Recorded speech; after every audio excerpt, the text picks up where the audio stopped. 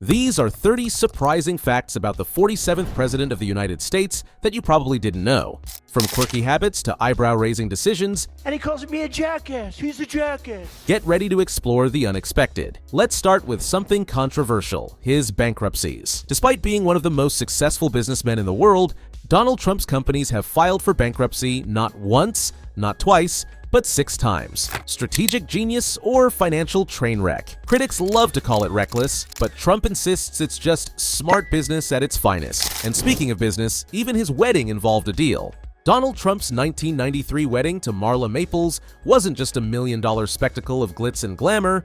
It was a financial plot twist worthy of a Hollywood script. Held at the Plaza Hotel, the $1 million bash was reportedly charged to Citibank, the hotel's mortgage holder. Only Trump could turn a wedding into a financial power move.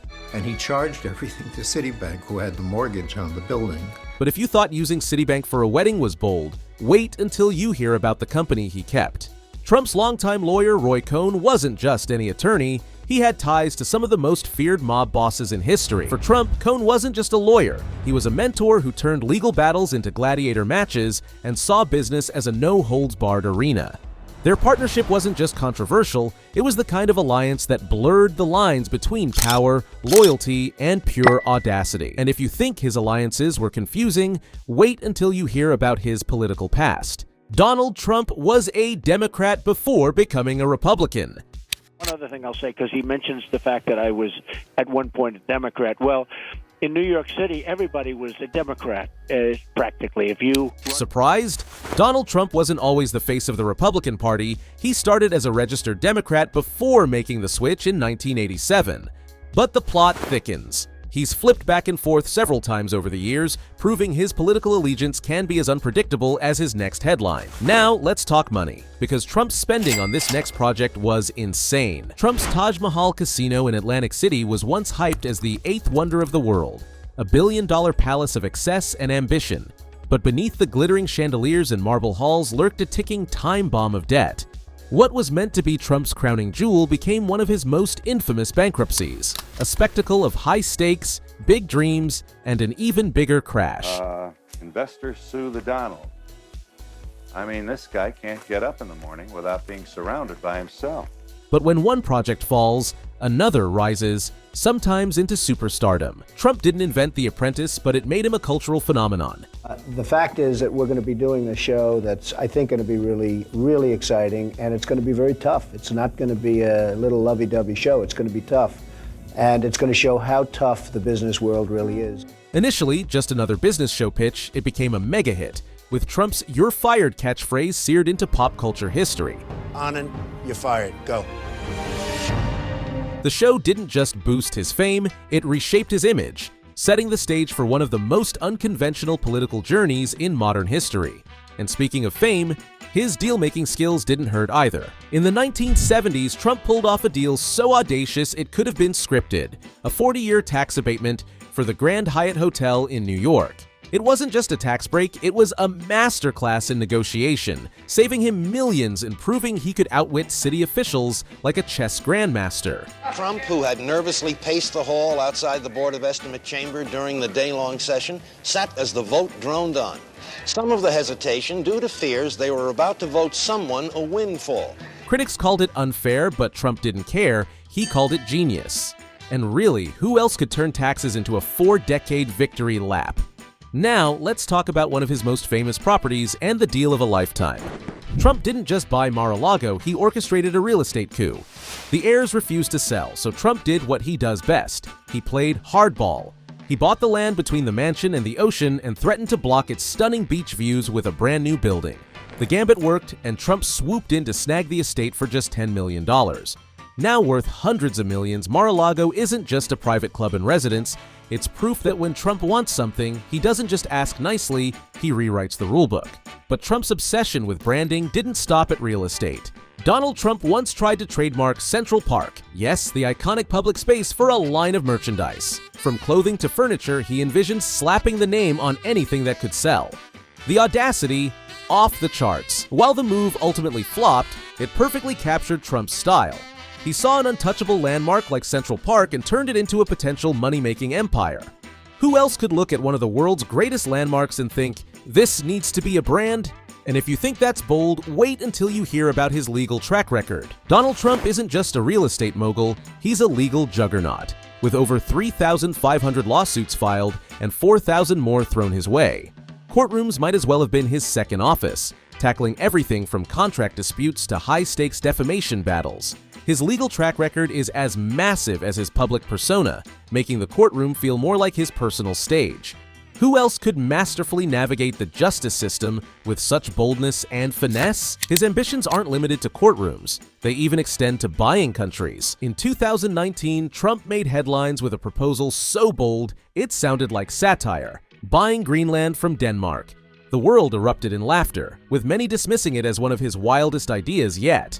So the concept came up, and I said certainly strategically it's interesting, and we'd be interested, but we'll talk to them a little bit. It's not number one on the burner, I can tell you that. But Trump doubled down, calling it a strategic move, and even unveiling a mock-up of a Trump Tower in Greenland to prove his vision. While Denmark called the idea absurd, Trump treated it like a serious real estate deal. Because why wouldn't the man who built skyscrapers want to add an entire country to his portfolio? His political strategies, however, were inspired by an unexpected figure. The former pro wrestler turned governor Jesse Ventura wasn't just a political anomaly, he was a playbook for Donald Trump. Ventura's outsider campaign and unapologetic style showed Trump how to bypass traditional politics and connect directly with voters. You lead by example. Jesse Ventura accepts no PAC money whatsoever. Jesse Ventura is not owned by special interest groups. My two opponents can't say that. They're not leading by example. November 3rd is no longer an election, it's an auction to the highest bidder, and that's what you have happening today in the world of politics with the professional politicians from both parties. I'm talking to these kids, not you. I'm not talking to you. I could care less about you. I'm talking to these young people.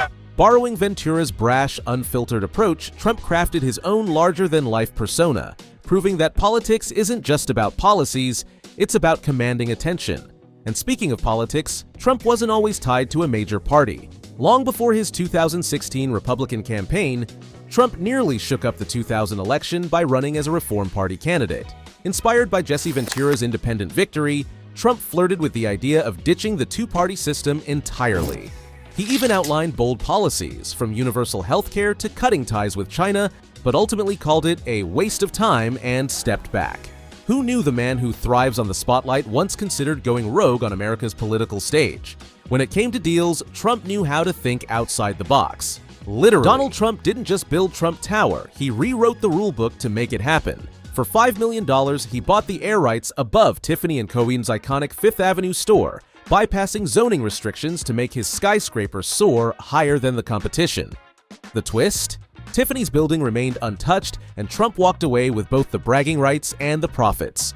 Who else could turn thin air into a multi-million-dollar deal and a Manhattan icon? It wasn't just real estate, it was a daring move that made him the king of the skyline. And while he's building skyscrapers, he's sipping on his favorite drink. Donald Trump's rumored 12 Diet Cokes a day habit isn't just a beverage choice. It's a lifestyle statement. Well, I'll ask him, you want a water? No. And then somebody will bring him over a Coke, and he'll drink Coke. I've never seen him drink water, ever. He's said to keep them flowing throughout his busy day, almost as if the fizz fuels his larger-than-life energy. It's the kind of excess that feels so quintessentially Trump, unapologetic, over-the-top, and unforgettable. And if that wasn't enough, he even had a button for it. Trump took it to the next level in the Oval Office. He installed a red button on his desk, not to launch missiles or handle crises, but to summon an ice-cold Diet Coke on demand. Imagine the leader of the free world casually hitting the button mid-meeting. It's a very ominous looking because of the red button. What does that get you when you press the red button? Well, it gets you a Coke or it gets you a Pepsi. Oh. One or the other, right? I have to be. Any other cola companies I should mention, right? But it gets you something. But every time. Not for policy decisions, but for his signature fizz fix. While his habits raise eyebrows, his age breaks records. At 78, Donald Trump shattered records by becoming the oldest U.S. president to take office, overtaking Joe Biden's previous record set at 78. Proving that age is no obstacle, Trump has hit the ground running, juggling rallies, major decisions, and his signature flair for the dramatic. Great, these are our friends. We have thousands of friends on this incredible movement. Whether he's rewriting policies or making headlines, his energy seems unstoppable. Breaking records might be impressive, but doing it with his larger-than-life style? That's pure Trump. And when it comes to staying on top, Trump takes to the skies. Donald Trump doesn't just fly. He soars in ultimate luxury aboard his Boeing 757, affectionately dubbed Trump Force One. This isn't your average private jet. It's a flying palace complete with gold-plated seatbelts, leather seats, and even custom branding that screams extravagance. It's not just transportation, it's a status symbol that could make Air Force One jealous. But when it comes to personal health, Trump has some bold claims. Donald Trump has a theory about his seemingly boundless energy. He credits it to his so-called superhuman genes. Nuclear. My uncle was a great professor and scientist and engineer, Dr. John Trump at MIT. Good genes, very good genes, okay? According to him, this genetic edge is the secret behind his resilience, stamina, and ability to thrive under pressure. Comes in. You have to be born lucky in the sense that you have to have the right genes to go out, and if it's in my business, if it's making deals, if it's to become Jack Nicklaus or Chris Evert or Everett or Martina or Let me ask you this. You have to have a certain gene. Whether it's marathon rallies or non-stop headlines, Trump insists his DNA is built differently. His approach to health extends to an unusual fear. Donald Trump's germophobia is no secret. It's a defining trait that shapes his every interaction. Does anyone really believe that story? I'm also very much of a germaphobe, by the way. He's famously wary of handshakes, preferring a careful nod or a fist bump when possible. That over, he's coughing in the middle of my answer. Yeah, okay. I don't like that, you know? Your chief of staff. If you're going to cough, please leave the room. This meticulous approach to avoiding germs has become as much a part of his persona as his red ties and bold statements. But one thing he doesn't avoid is TV. Donald Trump's daily routine wouldn't be complete without hours of cable news, where he's glued to the screen watching every update. But here's the twist. He doesn't just watch, he reacts in real time. Under their watch. And she doesn't even talk about that. Firing off tweets and posts as the news breaks. This constant flow of media isn't just part of his day, it's the fuel for his public persona, driving his next big move. While he keeps tabs on the media, he also broke barriers early in his career. In a bold move that turned heads, Trump hired Barbara Rez as the first female construction manager for Trump Tower, shattering expectations in the male-dominated construction industry. This game-changing decision wasn't just about building a skyscraper, it was about breaking barriers and redefining what leadership in construction could look like. His views on fitness, though, are as unconventional as his career. Donald Trump's take on exercise might just blow your mind. He calls it a waste of energy. Instead of hitting the gym, he's all about staying mentally sharp, believing that physical exertion drains his body's vital reserves. In a world obsessed with fitness, Trump's approach is both controversial and oddly fitting for his no-holds-barred, high-energy lifestyle. But when it comes to sports, he's all in. Donald Trump doesn't just play golf. He owns 17 courses around the world. Golf is more than a hobby for him. It's a way to relax and escape. He often talks about the game with his grandchildren, sharing stories of his experiences on the green. Honor roll, he printed it out to show his friends how proud he was of me. He calls me during the middle of the school day to ask how my golf game is going and tells me all about his. But then I have to remind him that I'm in school and I'll have to call him back later.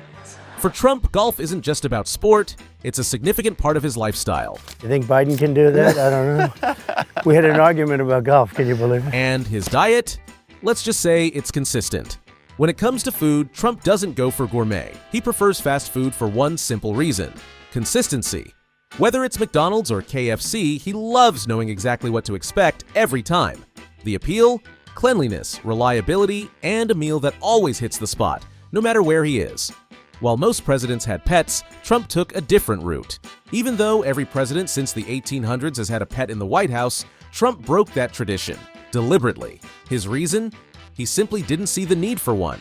No dogs, no cats, not even a goldfish. For Trump, the White House was about business, not cuddles, and he made it clear that having a pet wasn't part of his plan. I wouldn't mind having one, honestly, but I don't have any time. I don't have time. But what he did have time for was suing comedians. In one of the most bizarre moments of his public life, Trump actually sued Bill Maher over a joke comparing him to an orangutan. While the lawsuit didn't go far, it revealed just how sensitive Trump could be when it came to mockery. The joke may have been playful, but Trump wasn't laughing, and he made sure the world knew it.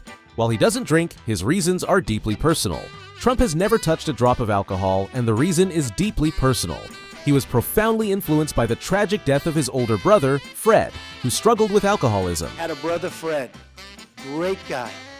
Best looking guy. Best personality. Much better than mine. But he had a problem. He had a problem with alcohol. And he would tell me, don't drink. He'd also add, don't smoke. But he would say it over and over and over again. This loss shaped Trump's strict no-drinking rule, a commitment he's upheld his entire life.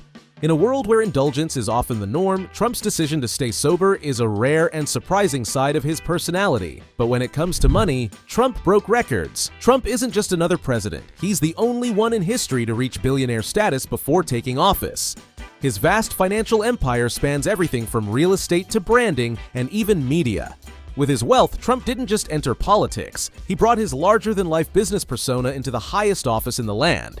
Being the first billionaire president isn't just a title, it's part of what makes his journey to the White House so extraordinary. Last but not least, he is so famous that Hollywood couldn't resist giving him a star. In 2007, Hollywood gave Trump the ultimate stamp of fame, his very own star on the Walk of Fame, thanks to The Apprentice. But here's the twist. This star hasn't exactly been smooth sailing. Over the years, it's been vandalized and even mocked, yet it still stands tall, a testament to his undeniable influence in entertainment. So there you have it, 30 wild, unexpected, and totally Trump facts. Which one surprised you the most? If you enjoyed this video, wait until you see our next one. It's pretty wild.